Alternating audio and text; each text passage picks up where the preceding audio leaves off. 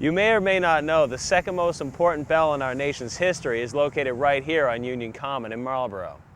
It was originally located in the United States Armory building at Harpers Ferry, Virginia. The fort was originally built in 1848 as the Armory's fire engine and guardhouse and was the only building not destroyed during the Civil War. So who was John Brown, and why was he so important? Marlboro Historical Society member Joan Abshire has done some extensive research on just who John Brown was and why the bell is so important to Marlboro.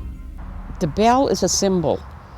On the tower itself, there's a plaque that said it's a symbol of a nation's efforts to provide equality and justice for all of its people. He was a family man. He had 20 children. He was a very dedicated abolitionist. He spent most of his adult life trying to do something about the slave situation. He was somebody that didn't see the color of people. He treated everyone the same. John Brown's plan seemed fairly straightforward. He and his men would establish a base on the Blue Ridge Mountains from which they would assist runaway slaves and launch attacks on slaveholders. At least that was the plan. He was ready in 1858 to launch his war, but Brown asked to postpone it because one of his followers threatened to reveal the plan, a threat the blackmailer did follow through on.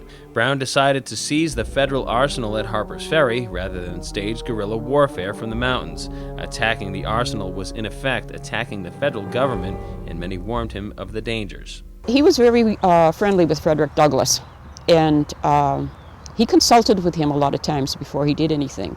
And he did on this occasion. And Frederick Douglass spent about 2 hours trying to talk him out of going to Harpers Ferry. He thought it was a steel trap and they were all going to be caught there, which is what happened.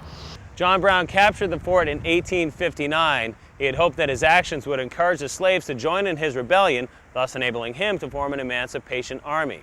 He took the majority of these men, crossed the river, and took the night watchman at the river, took another one at the gate of the arsenal, kept them as hostages, then sent out several of his men to round up more hostages. 2 days later, the armory was stormed by Robert E. Lee and a company of Marines. Brown and 6 other men barricaded themselves in and continued to fight until Brown was seriously injured and 2 of his sons had been killed.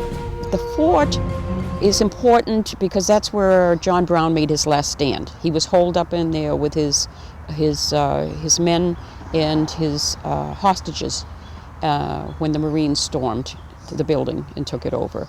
He was tried and convicted of insurrection, treason, and murder. He was executed on December 2nd, 1859. When Fort Sumter was fired on, the governor of Massachusetts called for troops, and the people of Marlboro responded. They created a militia made up mostly of Marlboro men, but there were some from surrounding communities, and they offered their services to the government, who accepted them. They went to Boston. They became the 13th Massachusetts Volunteers, and by August, they were down in Maryland on the Potomac River across from Harpers Ferry. Company 1 was assigned to remove anything of salvage value from the arsenal. Several men decided that the bell hanging in the tower would be just what the firehouse in Marlboro needed. On September 26, 1862, Lieutenant David Brown led the men of the company to remove the bell. They found a rope and started to lower the bell, and the rope broke and fell to the ground, and there were a couple of little chips along the flange. But it didn't damage the bell, so they loaded it on a scow and took it across the river. They realized that it was government property, so they sent to the War Department for permission.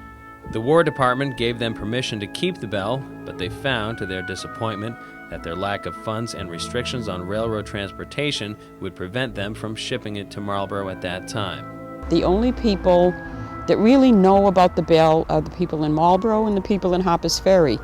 The rest of the country doesn't know anything about this bell. In the spring of 1862, the regiment went to battle, and the Marlboro men left the bell in the care of a Mrs. Snyder, who had baked bread for them during the winter months. Finally, after many engagements and casualties, their 3-year term of enlistment in the war was over, and Company 1 returned home. The old bell was forgotten. The war lasted longer than expected, and only 9 of the original 16 men who procured the bell had survived. It wasn't until 30 years later, when some of the men made a trip to Williamsport, that they decided to inquire about the bell. To their surprise, Mrs. Snyder had lived up to her promise. The bell was still in her possession, and she gladly gave it to the men. Lysander Parker and James M. Gleason of the original Bell Squad then had the bell shipped to Marlborough. John A. Rollins, Post 43 of Marlborough, was then building a 3-story headquarters for themselves on Main Street. The John Brown Bell was placed on the front of the GAR building, overhanging the street. When the GAR building was torn down, a special tower was built on Union Common to house the bell. This is where it remains to this day. To me, it's more than just a symbol of John Brown's efforts to free the slaves. It's also kind of like a relic of the people who brought it back. So the next time you're walking by Union Common, stop for a moment and soak in this little bit of rich history that the city of Marlborough has to offer. For the magazine, I'm Brian Sullivan.